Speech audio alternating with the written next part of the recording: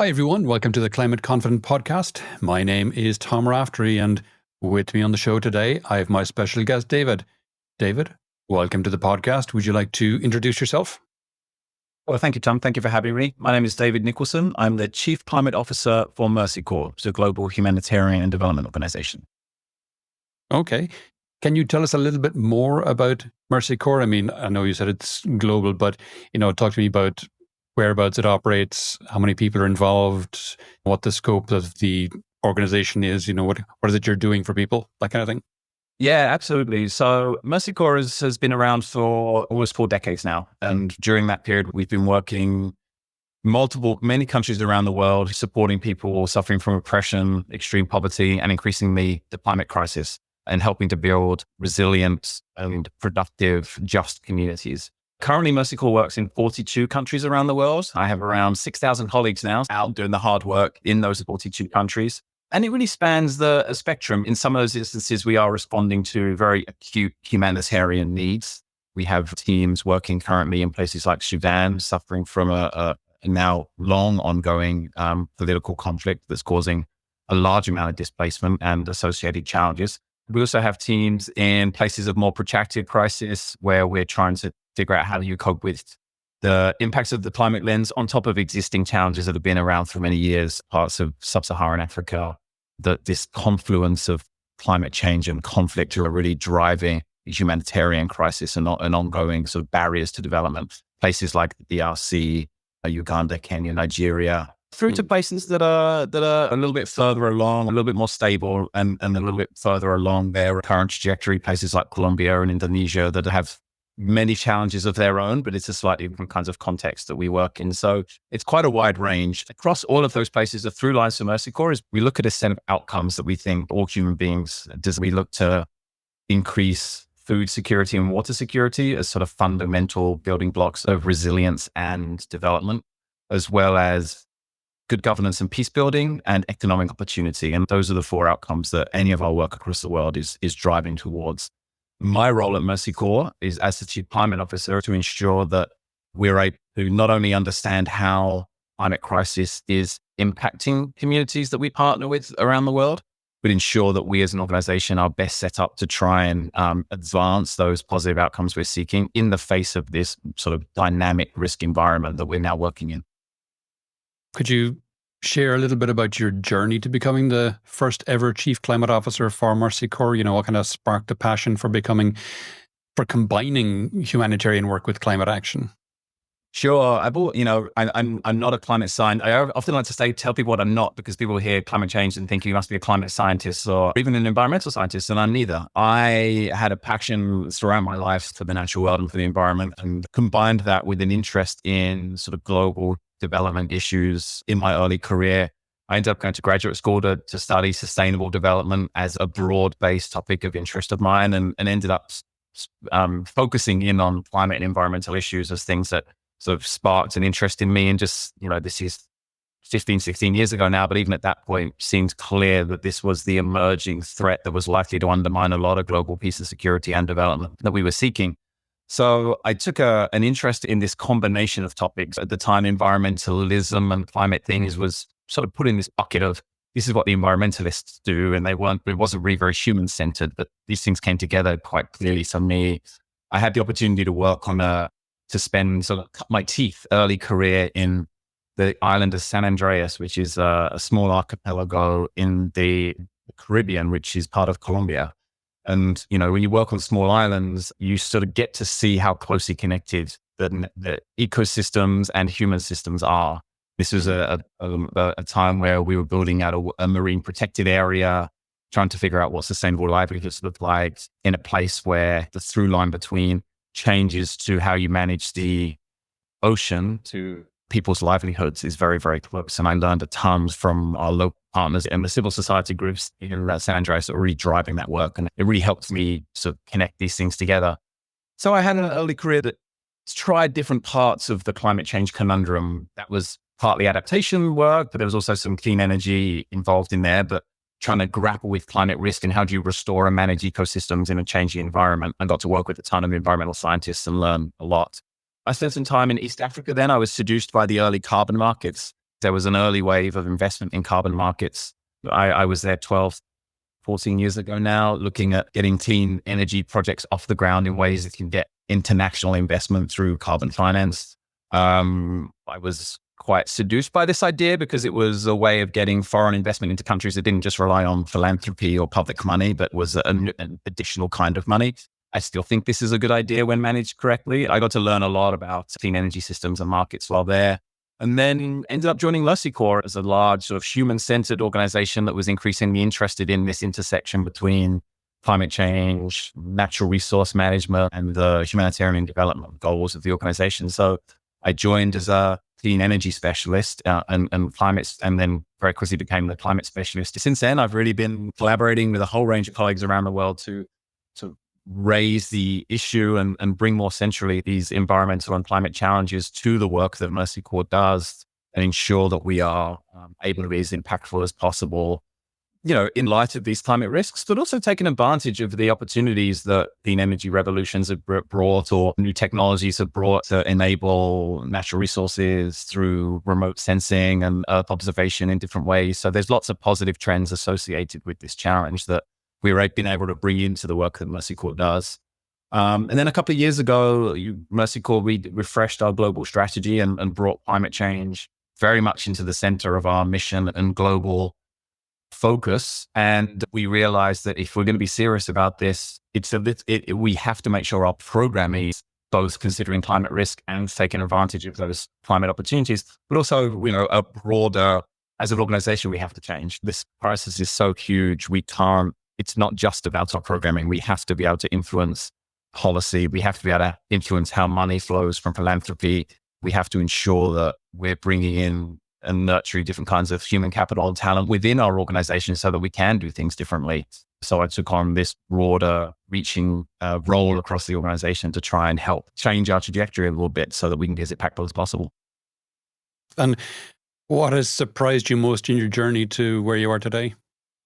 It's a really good question. There tends to be cognitive dissonance between the difficulty it can be to draw these threads together between climate and environmental issues and sort of human-centered issues in the global capitals that I work in or with the funders and partners. I'm sitting here in Washington, D.C. and involved in lots of conversations. And sometimes these things remain more siloed than I would like, compared to when I do have the opportunity to go and visit our country teams and see the work they're doing. These things all match together. It's not difficult when you are able to engage with farmer cooperatives in Sub-Saharan Africa. A couple of years ago, I was in northern Kenya in a county called Wajir, which is largely a pastoralist area where we're supporting the evolution of the livestock sector, and camels, goats, and cows in this area to adjust to changing conditions. And there's no question in anybody's mind, some of the most eloquent descriptions of what climate change means and how it impacts people has come from engaging with municipal government workers in those areas or even the herder communities themselves. And these things just so much clearer in those places than they are in the places where the funding decisions are made.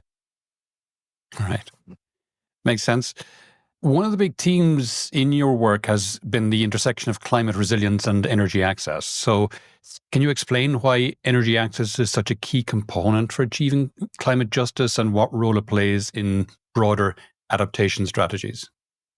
Yeah, so it's no surprise to anybody that energy is a central piece of the conversation for climate action, right? And we're very familiar with that. And we know, and it's, we're increasingly aware that this energy transition, which is the terminology we use for moving away from fossil fuels at a global level, is the centerpiece of our decarbonization work. We have seen rapid progress and uptake of renewables globally and other forms of energy that allow us to decarbonize, and that has to be much quicker. And that's clear to everybody. What has interested me for many years in my career is actually the role that clean energy plays in sort of advancing other development goals and specifically advancing community resilience to climate threats. And I think this has been a little bit underplayed and something that we're trying to bring a bit more attention on through our work. When I started my career, one of the Sustainable Development Goals, number 7, focuses on universal energy access. And there was a lot of progress on this particular goal. When I started, we used to talk about 1.4 billion people globally that lacked access to modern energy services. And that number has now declined, and we're at about 650 million. So and that seems like a really good news story. And of course it is. But what we've realized is much of that progress was really made by rapid electrification in countries like China and India. And this 600 or so million people still lacking access to reliable and modern energy services is a very stubborn number. And actually, we've been seeing some backsliding on that over the last 3 or 4 years. The graph has stopped going in the correct direction and has actually started to creep up in the wrong direction. And Wow. not only this is seen, we're now off track to meet the sustainable development goal of universal access by 2030, but it also really undermines the potential for adaptation and resilience for those communities. These are the communities that are both least responsible for and most impacted by the climate crisis. When we think about climate justice, these are the communities that really have a right to this investment. And so why is energy important for adaptation and resilience? We think about adaptation as a concept that you have to do some things differently. Conditions around you are changing, and that's true of all of us, right? We all live, we all look out the window, we all see the news, we know that things are changing. And our livelihoods, the way that we make income, the systems within which we operate aren't designed for those conditions. And that's true everywhere in the world. So in the places that we work, lots of them are agricultural based. Lots and lots of communities that we work with rely on growing food, herding animals for their livelihoods, for their income, as well as for their nutrition and food. And those changing conditions impact those people very quickly. Now, we know that reliable modern energy services do magical things to help people be more resilient, right? And this seems obvious to those of us sitting in the places we're lucky enough to live, but cold storage, being able to put produce in a refrigerator is a huge way to protect against food loss. If suddenly you're in a very hot or unusually wet climate where food will be lost quickly, the ability to pump water out the ground when you're in a period of protracted drought is really important. The ability to receive early warning systems or advice from specialists who can help say the growing season has changed this year and we recommend that you plant earlier or plant a different thing, or here's a way to learn about new crops and new products and new seeds that might be valuable. All of this is sort of fundamental building blocks for a more adaptive food system, a more adaptive community. And if you don't have access to power, you don't get any of that. So these things come together really clearly for us at Mercy Corps. And I think with the laser focus on energy transition, we have lost a little bit of focus on this energy access piece of the puzzle. Okay. And Mercy Corps is at present, as you mentioned, in over 40 countries and obviously reaches millions of people through your climate-related work.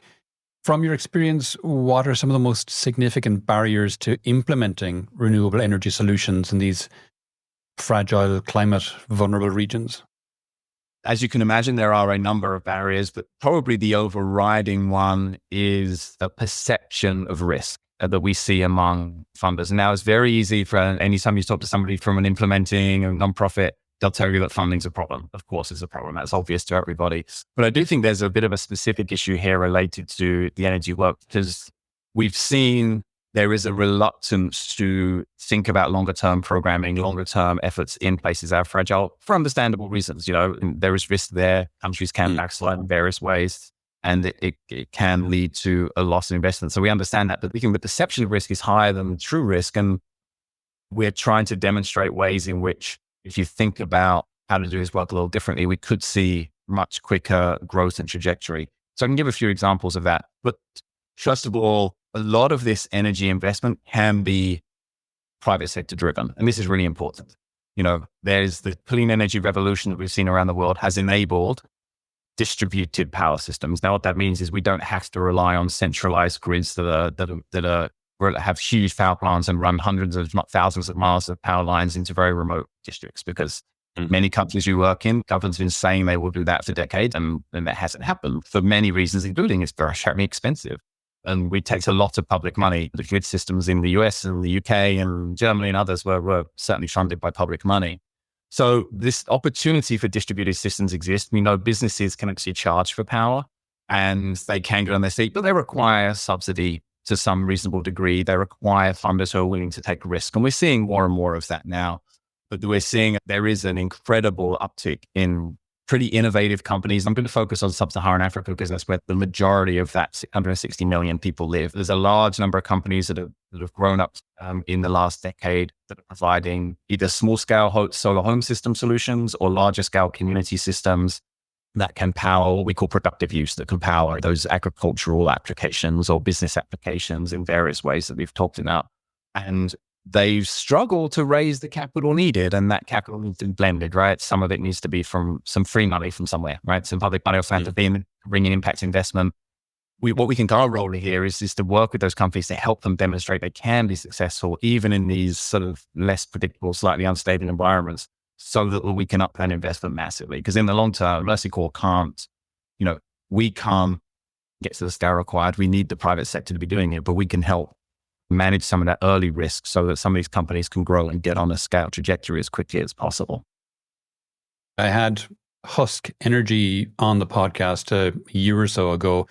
Would they be one of the companies one of the types of companies you're talking about?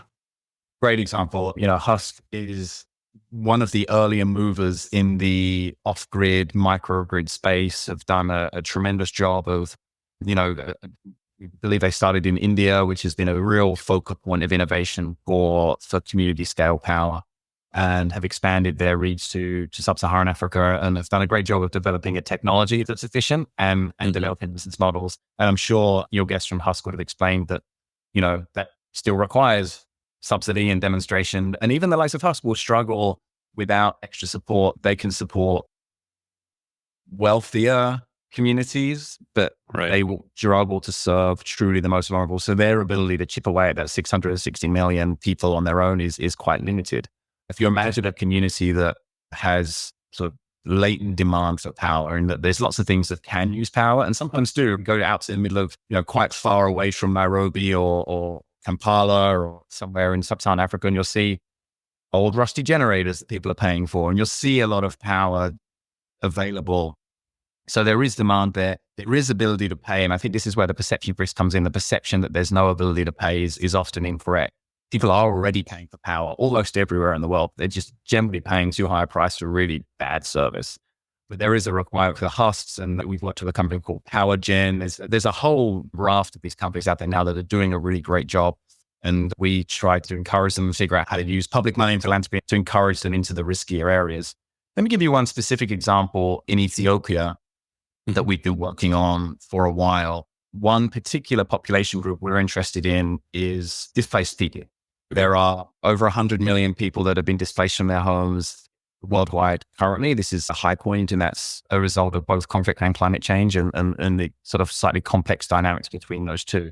And these are only going to, this is going to increase as climate change displaces, acute extreme weather events, displace people from their homes.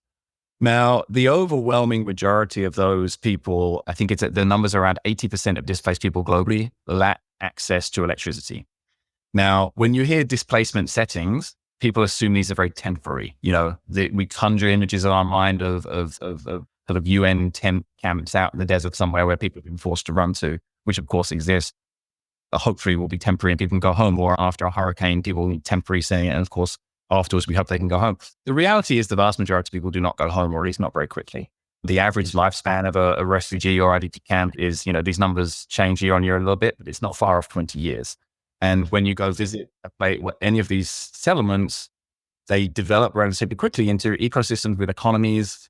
Jobs are created. Organizations like Mercy Corps are investing money in, tend to be giving cash and vouchers, supporting local businesses. There's interactions with host communities and business transactions and all sorts of livelihoods activities happening, but happening without access to power. And that is a huge limiting factor. And it prevents people from all of those adaptive things that we talked about. Because if you're in an IDP or refugee settlement somewhere in the world, you're pretty vulnerable to an extreme weather event. So we've been looking at ways to harness all of that power demand potential in a place like an IDP or a refugee camp and create a system that serves those. So we've been doing this in Ethiopia, and we actually launched a company ourselves called Humanitarian Energy that has one pilot site in a shelter camp in the Somali region. Now, this is one of these settlements that I've been talking about where you have about 18,000 people living there, most of which have been there for 15 years plus. It's quite integrated with the local host community. There's business transactions and businesses that have emerged, but existing without power. Now, the host community has electricity service from the Ethiopian government, but because the IDPs, and these are internally displaced people from Somalia that have come over the years to flee various waves of violence that we've seen there. But the government is not going to provide power to those camps because they are temporary in nature, even though they're very long-term.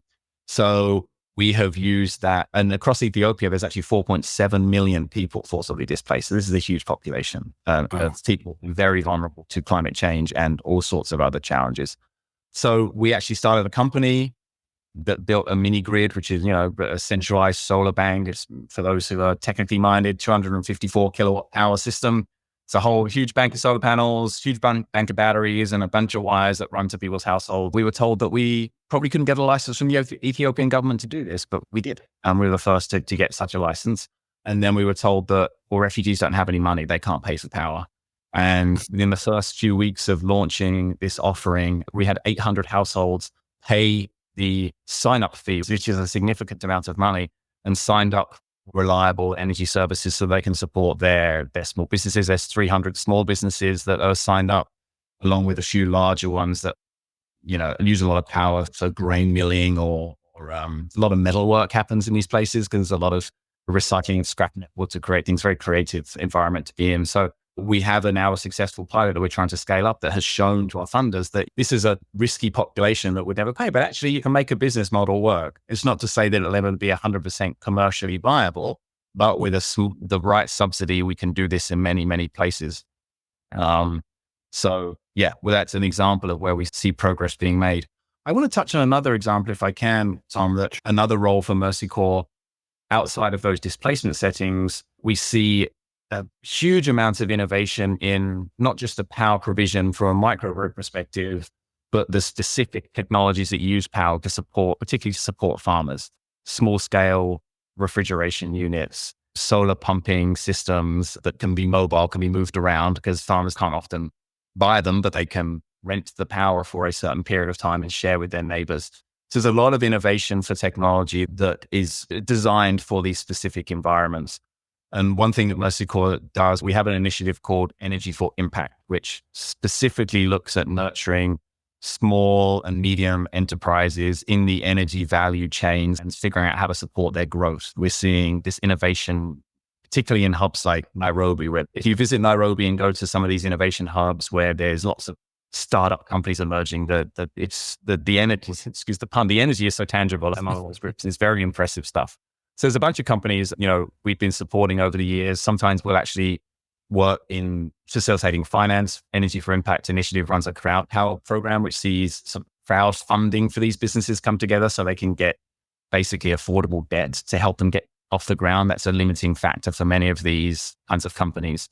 That capital itself has helped get $50 million in extra debt financing into companies in Sub-Saharan Africa that are working on clean energy initiatives, such as the chilling or e-mobility is a big thing. How do you, chilling the food is one thing, you also have to get it to market, right? So that's another, and small scale, light electric vehicles offer a huge potential for that.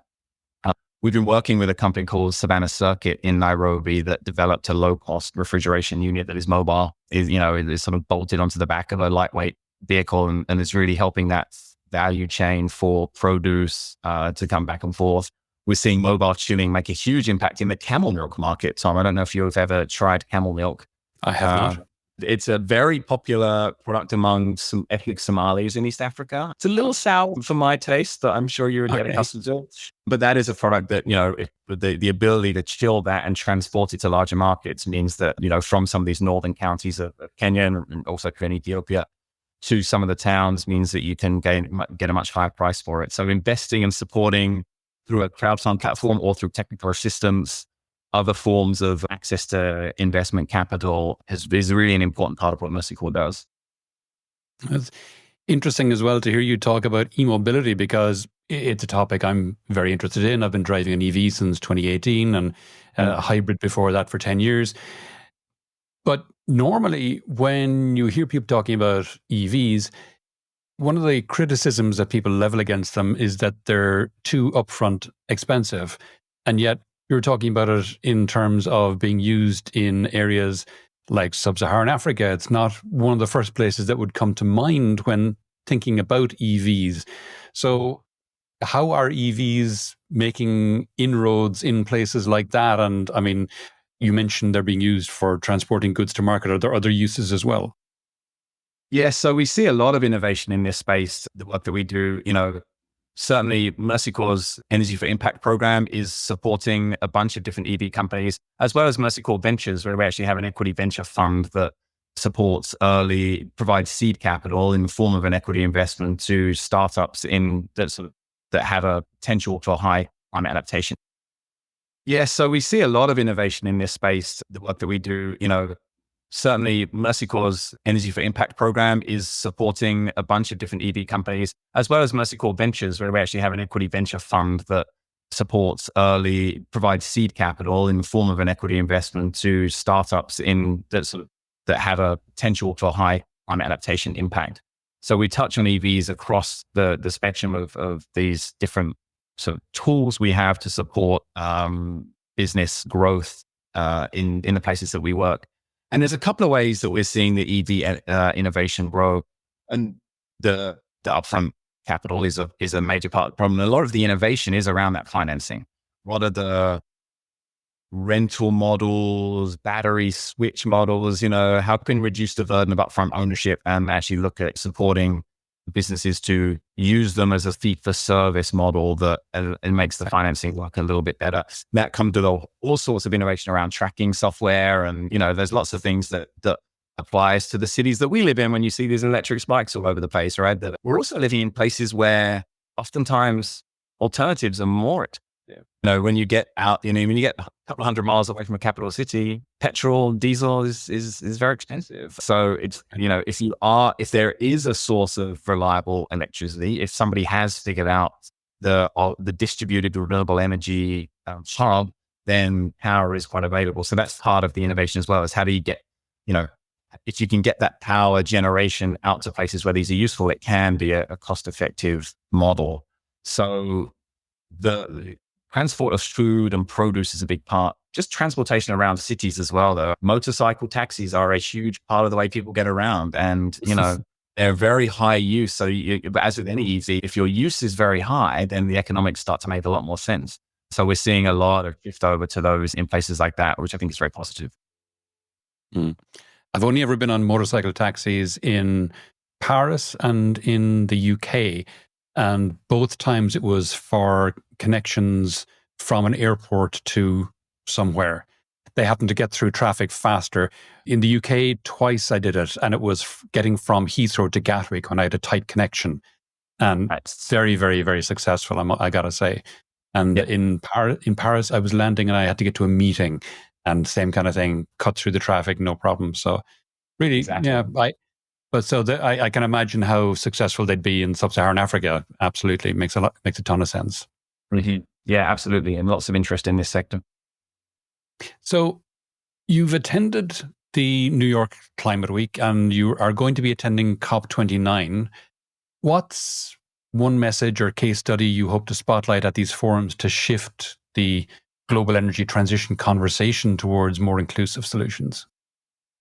So staying focused on this clean energy question, one thing that we have done is we recently published a paper that outlines our position on this clean energy for adaptation and resilience that pulls together all of the examples, some of those that I've mentioned, along with others where we think we're talking about clean energy as actually part of a disaster response strategy. We're working in the Caribbean to build out distributed renewable energy hubs to act as the disaster preparedness and response places where we know grids will go down. So there's a whole piece of this puzzle related to disaster preparedness. The key message that we're sending is that we have the solutions.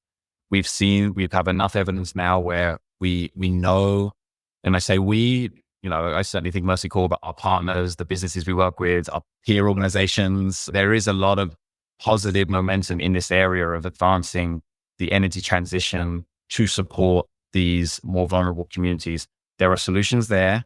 We know a lot about the right financing mix, but we have to take a little bit of the attention that we're putting on the general clean energy transition and make sure that we stop backsliding and get back onto a positive trajectory for access to energy.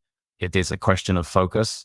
And both in New York Climate Week, I had several discussions on this topic, and the same will happen at COP, where the urgency of decarbonization is used as a reason to not get distracted from these sorts of adaptations. I very much understand that position, but we as a sort of human society, we have to be able to walk and chew gum at the same time. there's a really important climate justice issue on the table here. And if the energy transition is truly a just energy transition, which you do heard people say, then we have to make sure that a proportion of the financing and the focus and the enthusiasm is focused on these kinds of solutions for those people who are least responsible and most impacted by the climate crisis.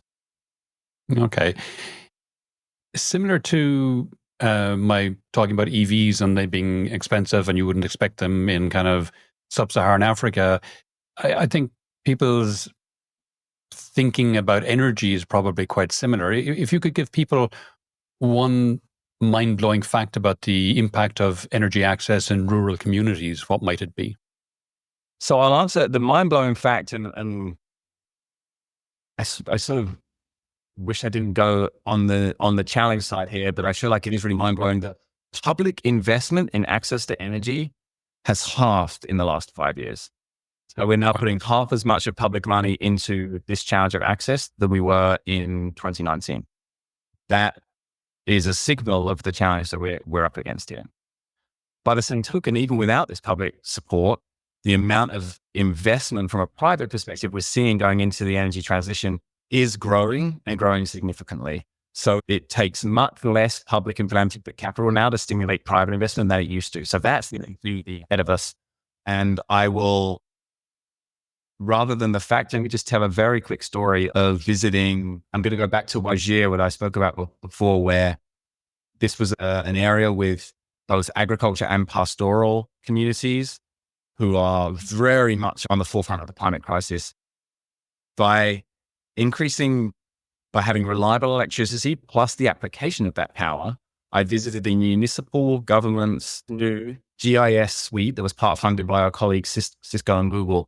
They had a part of the county government that for the first time had this incredible array of remote sensing data experts who were able to hone in across the county on where, what parts would be too dry to grow things, where in the county people should take their animals, where they might see conflict because of diminishing resources. This access to information is so fundamental here. And information truly is power in a positive way. And enabling that to be not only reliable electricity, and then the application of that to access all of this innovation that we're seeing in the rest of the world can, absolutely transform a community and a country. Looking ahead, where do you see the biggest opportunities for the renewable energy sector to make a difference in humanitarian contexts, and what role do you think organizations like Mercy Corps should play in the next decade? I think we're riding a wave of cost reduction right now, which has been huge. We know now there's absolutely no debate in question that in almost everywhere, renewable energy is just. So now that we've driven those costs down, the absolute priority has to be refining the business models that work in different places. And when I say business models, it's a combination of who owns and manages a system and how fee structures work. And these things have to be different everywhere. There's no one model that works everywhere. So providing enough financial support to nurture this growth of innovative companies and civil society organizations that can refine business models that work in a particular context to the point where we can scale them rapidly. And refining that business model means you can go to investors and very precisely say, we can get a subsidy of X%, and then private money can come in on top, and we expect returns to be Y. We're at that point now where we can do that quickly, and then we can really drive large amounts of money to this solution. Okay. Left field question. If you could have any celebrity or fictional character, alive or dead, as a spokesperson for secure access to energy for all, who would it be and why? Oh, what a good question. An advocate for access to energy. I don't know why this answer is coming to my mind right now, but when I think about energy, I've just finished a weekend of watching my kids play soccer. So this is why my head is in this space. But I would love, one of the most incredible examples of managing energy I ever see is Lionel Messi. Just the ability to keep playing at the level he is at his age shows a great example of energy management. And he has reached the point of influence globally that I think we could really harness. So I'm going to say, let's get him to COP to help us advocate for global access to energy, I think would be a net positive. Not who I would have thought of, but No, not who I would have thought I'd come up with either. But you put me on the spot. We're coming to the end of the podcast now, David. Is there any question I didn't ask that you wish I had, or any aspect of this we haven't touched on that you think it's important for people to be aware of?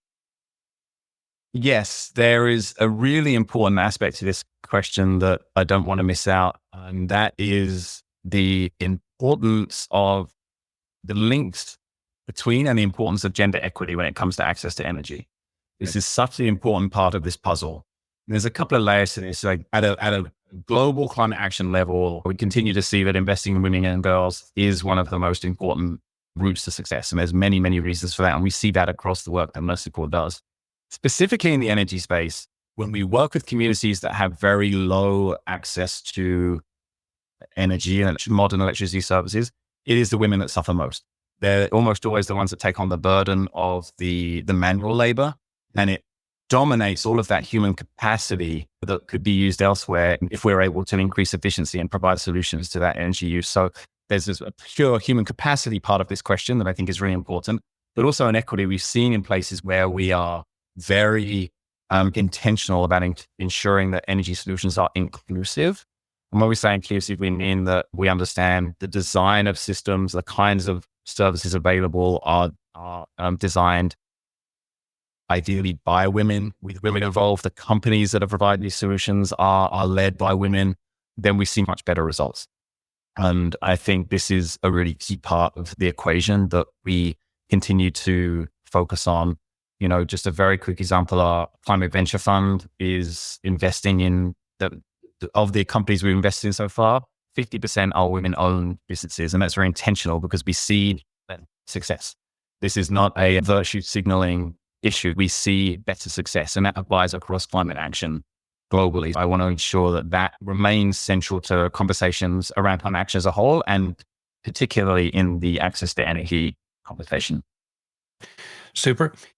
David, if people would like to know more about yourself or any of the things we discussed on the podcast today, where would you have me direct them? The best place to find me is on LinkedIn. You'll find me, David Oliver Nicholson is my full name, and you'll find me under Mercy Corps there. And then if you would like to see I referenced a recent paper on our access to energy work. If you go to mercycorps.org and then go to our climate work, you'll see a series of papers that lay out our positions on different areas of our work. Great. I'll put those links in the show notes, Dave, so everyone has access to them. Wonderful. Super. That's been fascinating. Thanks a million for coming on the podcast today, David. Thank you, Tom. I enjoyed it.